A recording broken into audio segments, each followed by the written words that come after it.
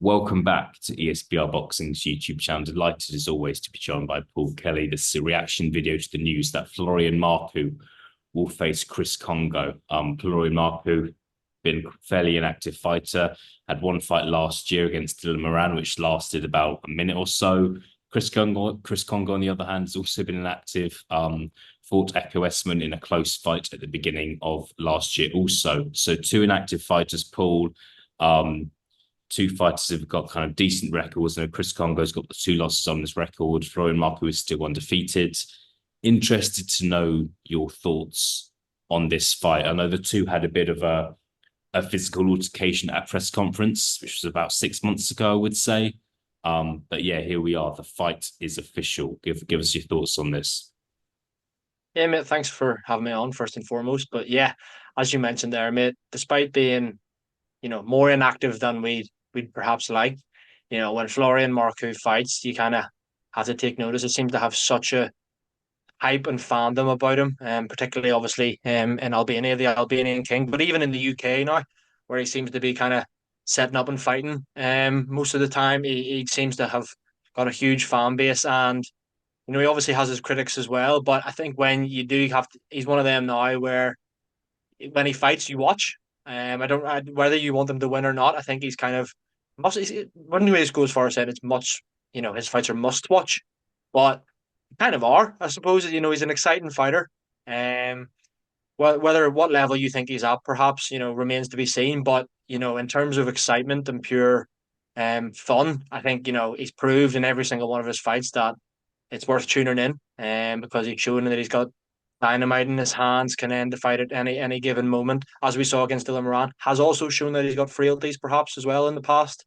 But then yeah, and I completely agree with Chris Congo, was what you said there as well, mate. At one time a lot of people thought he could go on to be one of the next big welterweight prospects from the UK. He has had those couple of defeats, but still a relatively young man and still got a lot to give. So yeah, really excited for this one, mate. And yeah, as you mentioned, a few 6 or so months ago when they kind of their paths crossed and had a bit of an altercation, that makes it all the better. So hopefully it's going to be a good one. I'm looking forward to the build up as well. Yeah, very much so. I think it was the original Joshua Boatsi Danazi's launch press conference, which I'm going to say was August time, maybe a bit earlier. And it was Florian Marku was there to do a bit of media, have some sort of kind of face off with Dylan Moran. And Chris Congo was there. I think Chris Congo was there um, to kind of be at the press conference really, and maybe bump into Florian Marku. And one thing led to another. They ended up having a physical altercation, which obviously went viral on social media. But here we are. Look, I think after you see that sort of, whether it's a kind of a verbal altercation or a physical alteration at a press conference, you then want to see those guys fight, right? You don't want that to kind of be the end of it, and that to kind of be the conclusion.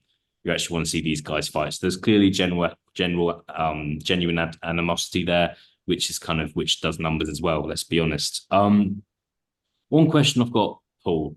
Florian Marku. Florian Marku's been a bit, I think, fair to say, hot and cold in his career. He's been on the floor a couple of times. Kind of notable wins have been against Chris Jenkins, Welsh fighter, Ryland Charlton as well, which was a while back. Maxim Prodan, which I believe was on the undercard of Joshua Usyk won. Chris Congo, as you mentioned, was kind of seen as a big prospect.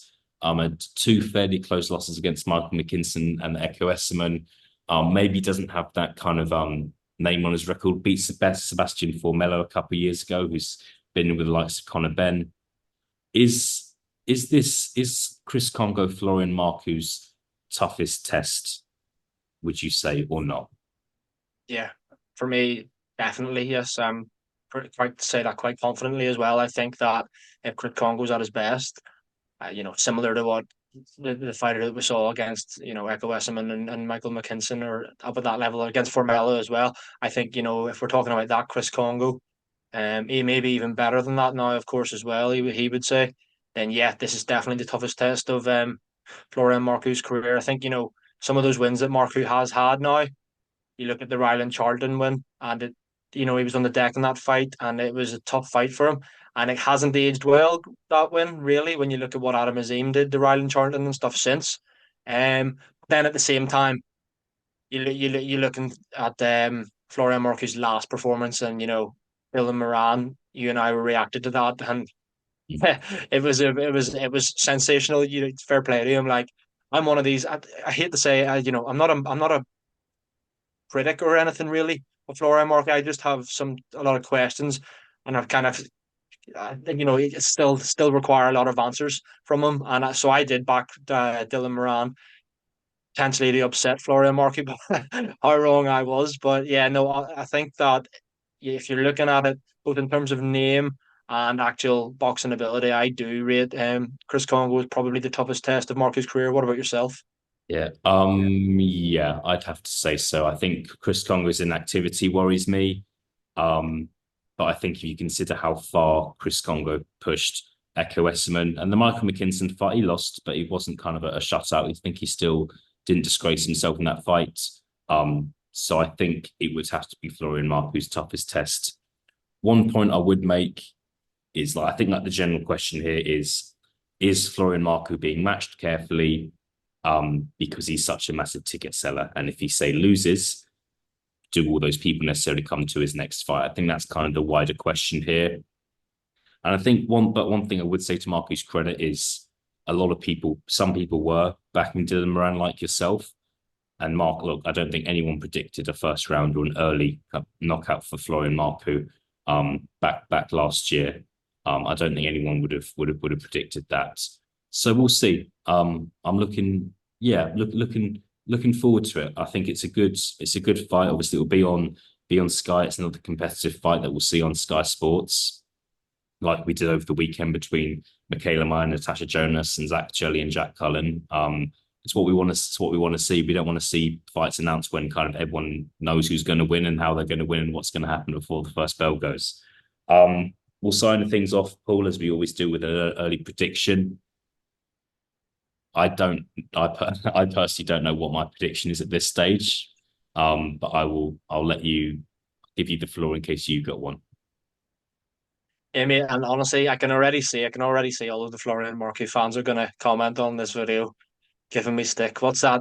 What's that idiot with the funny accent talking about? But I think, and you know what? This might be the last time I ever go against Florian Marku, because if he wins again in emphatic fashion, I'm just going to have to get on the train, aren't I? But I actually, all joking aside, mate, think this is the toughest test of his career. And I think Chris Kongo has all of the attributes to beat Florian Marku. As you said, the only question marks for me really are the inactivity. Kongo's obviously not a huge puncher either. So does he have that power to keep Marku off? That also remains to be seen. But I'm going to say yes, he does. And I think he'll be able to outbox him and frustrate Marku and beat him on points. Hopefully, for my prediction's sake, he stays out of the way of Florian Marku's big shots. But then, Florian Marku did look improved against Dylan Moran. Even though you're only analysing, 60 seconds, he did look better than he ever had done. So, yeah, it would not surprise me in the slightest if I was completely wrong, because I've been completely wrong plenty of times with Florian Marku. But, yeah, early prediction, my heart's telling me to go Chris Kongo points. Yeah, it's a tough one to predict. And we'll see where your head's at a bit close to the fight. We'll be doing other content on this fight as well, close to the time. Paul, thank you for your time. Florian Marku versus Chris Kongo is official, and we are really looking forward to it. Paul, once again, thank you very much for your time. I'll speak to you again soon. Cheers, mate.